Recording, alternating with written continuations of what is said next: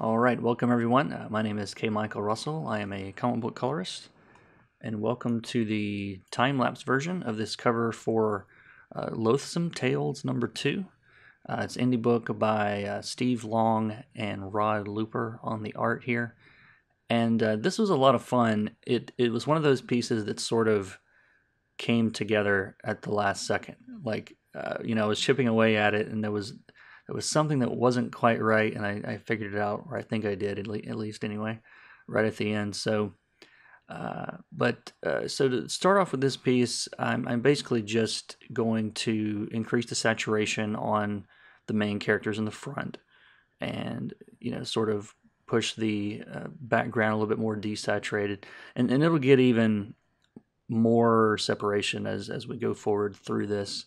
I'll end up doing that drummer very blue to sort of match the background, and bringing these guys forward with more warmer colors in the front.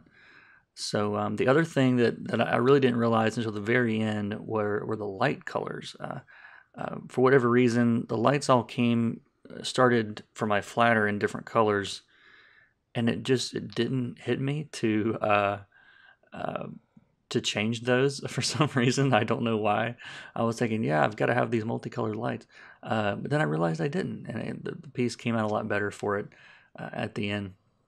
But here I'm still trying to work with the colored lights because I have not yet realized that they are not working, or they're not going to work with everything else. It was just too distracting, basically. There's a lot of colors in the background. So I broke my own rules. I should have simplified it at the beginning, but yeah, this was I prepped it in Photoshop. As you guys can see, I'm setting up the initial layers and all that stuff, and then we go into Procreate for the rendering, and I played around with a few different shadow colors before I settled in on a pretty just kind of middle saturation, middle value blue color is I think what I eventually started with on the shadows. But it starts off, the shadows come across a little bit green, and but yeah, I fixed that too. But the full walkthrough for this is also going to be up on the channel. So if you guys actually want to see me go through this in real time, that's available to you as well. I've chopped it up to about an hour. I think originally it was about an hour and 15 minutes, and I was able to get rid of some of the boring parts and speed through some of it and got it down to about an hour. So I know there's some of you guys that like to see everything as it happens. So those videos are hard and time consuming to edit, so I don't do a ton of them, but this one looked like a fun one that we could talk about a lot of different concepts. So if you want to see the step-by-step thought process happen, be sure to watch that video too. So here I am. I'm on. This is all on one layer basically. It's in multiply mode, 100% opacity, and like I said, the color is sort of a grayish blue. You can see it up there in the top right-hand corner. It's a little tealish, maybe. It leans a little green. I tend to stay away from navy blues. They just come out too dark in shadows a lot of times.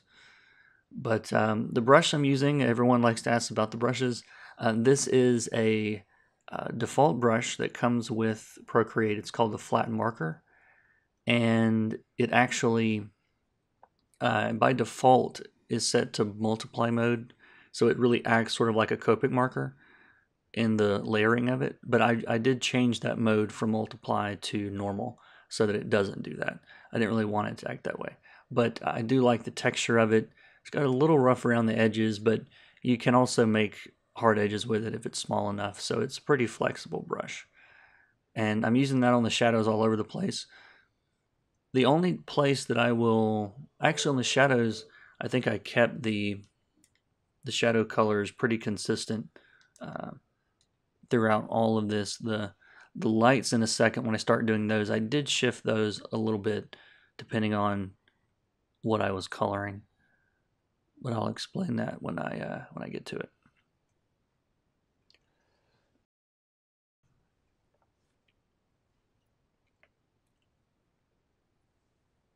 And at this stage, I'm still throwing in the last of the shadows and trying to get the new layer switching thing to work in Procreate, but it wasn't working for some reason. All right, so I've started doing highlights now, and this is, it's a new layer. It's in add mode in Procreate. In Photoshop or most other programs, that would be called linear dodge. It's at a low opacity, I don't know, 50, 60%. And it's a really bright saturated orange that I'm using. And I used it on almost all the colors for everything except for this jacket that you guys are seeing now. And any of the other really cool stuff. I find that trying to layer an orange highlight over a blue, base color just sort of makes it muddy, and it doesn't really work that well. So I did switch to a more of a cool color for the cooler parts of it, and orange for the rest. But I'm basically going in really broad first with a brush and laying in some rough light shapes to sort of try to capture the forms, and then going in with a smaller, more detailed brush and adding some of the more small specular type highlights. But I wanted these guys to read as sort of grimy, and slimy, so there's a lot of little bright specular spots on these guys, which sort of makes them can make them look a little wetter.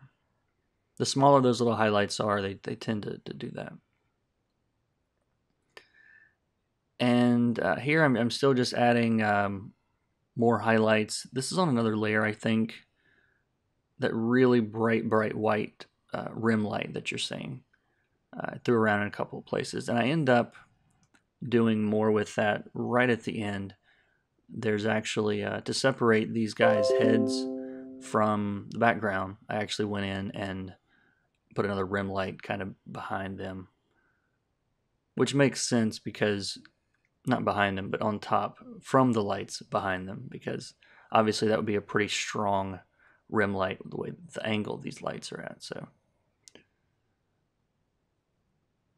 but for now I'm still just laying in some of the hot highlights, I guess you could call them. I'm going to do a quick pass through this with some sort of reflected light in the shadows.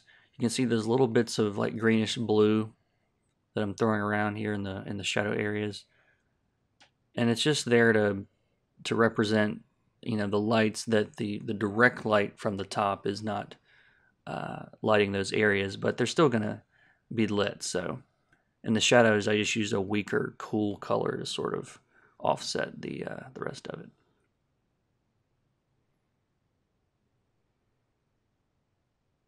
And now we're back in Photoshop as I realize I need to fix these lights. So I tried orange first. I did figure out they need to be one color. Eventually they will all turn like a really bright white blue. They just really had too much color in it. And oh yeah, I changed this, changed the color of that vest too. There's too much blue around. I'm doing some really subtle glows over this, and this one's almost done. So, but yeah, thank you guys for watching, and I hope you enjoyed the video. I try to mix it up. I know some of you guys like the time-lapse stuff, and some of you guys want to see every little step. So, just doing both on this one. Be sure to subscribe to the channel if you want to see more of this kind of stuff, and leave a thumbs up on the video. That always helps. So there's a reason why we YouTubers ask you guys to do all that stuff. There's that rim light.